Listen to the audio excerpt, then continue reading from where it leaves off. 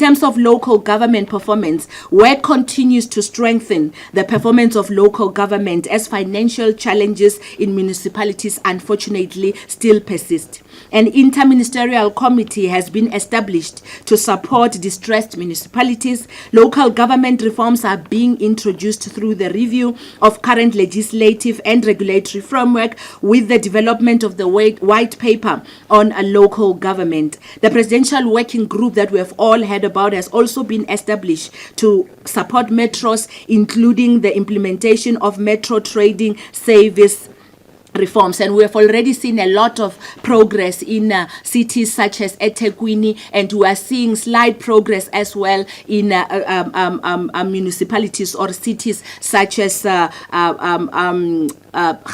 Johannesburg Metro. But we have also been able to say that in terms of recommendation, we need COGTA to be at the center of implementation of this presidential working group, so that as the presidential working group finish what it's doing, COGTA should then now still be able to be at the center of coordination and making sure that the progress that was made still continues.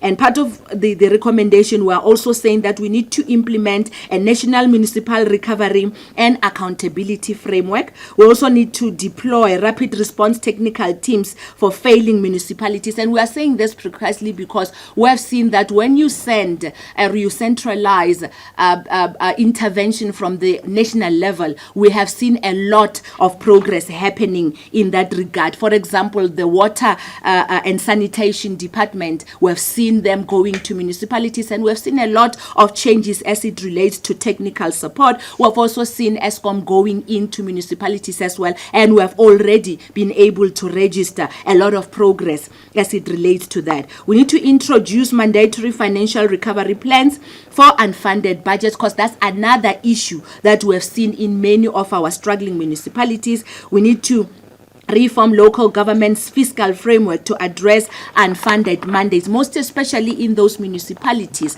whereby the systematic challenges of finances are actually as a result of capacity that they cannot find locally, and the fact that the equitable share itself and the DORA is not necessarily speaking to the issues that they continuously raise that are systematic and they cannot get out of. However, we have been assured, of course, by Treasury that this matter will be looked at and a review will be done in terms of this grant funding to municipalities.